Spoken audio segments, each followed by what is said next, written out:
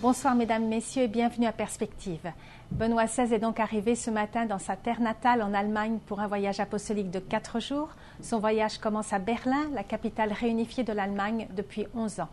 Même si c'est son 3e voyage en Allemagne, car Benoît XVI a été au JMJ de Cologne quelques mois après son élection en 2005 et ensuite à Munich, c'est son premier voyage officiel.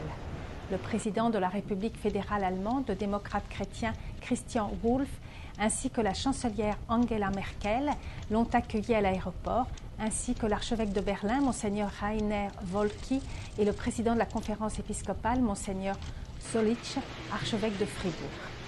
Là où est Dieu, naît l'avenir, c'est le thème de ce 3e voyage en Allemagne de Benoît XVI. Le pape vient redonner le goût de l'annonce missionnaire. Nous devons redevenir des personnes à travers lesquelles une lumière d'espérance entre dans le monde. Sur 85 millions d'Allemands, 30% sont catholiques et 30% protestants. La cérémonie de bienvenue a eu lieu quelques minutes plus tard au château de Bellevue, la résidence présidentielle, devant 1000 personnes. Le pape a précisé qu'il est en Allemagne ni pour parler de politique ni d'économie, mais pour parler de Dieu. Benoît XVI souligne que la liberté humaine ne peut se vivre en dehors des contraintes qui permettent aux personnes de vivre ensemble.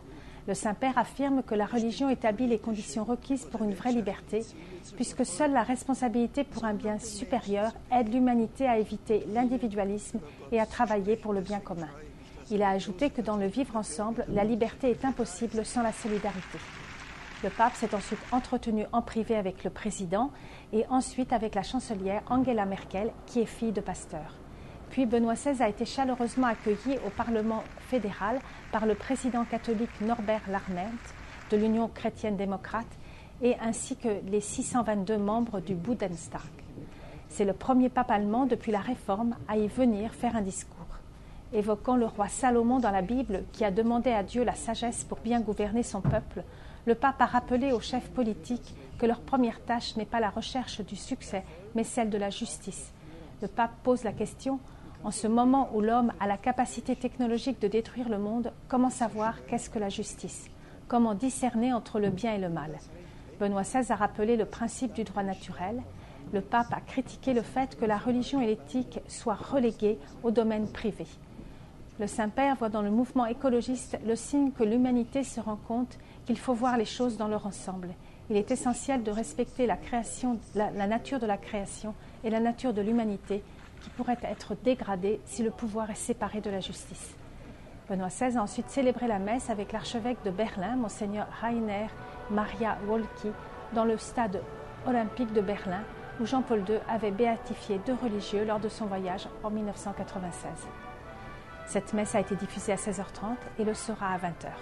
Et puis durant ces 4 jours, le pape a donc un programme très chargé.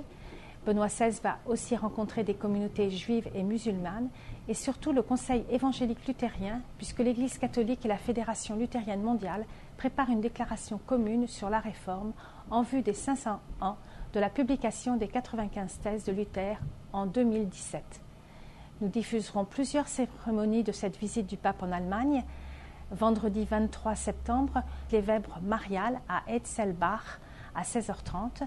Et puis samedi 24 septembre, la messe sur la place de la cathédrale d'Erfurt à 15h30 et suivie de la veillée de prière avec les jeunes à Fribourg à 15h30.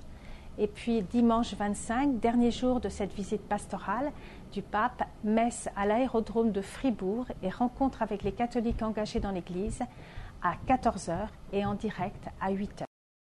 Durant ce voyage en Allemagne, la messe de l'oratoire ne sera pas rediffusée à 17h, ainsi que les vêpres à Notre-Dame.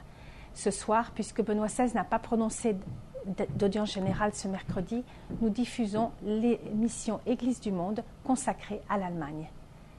Voilà, c'est tout pour aujourd'hui. À la prochaine.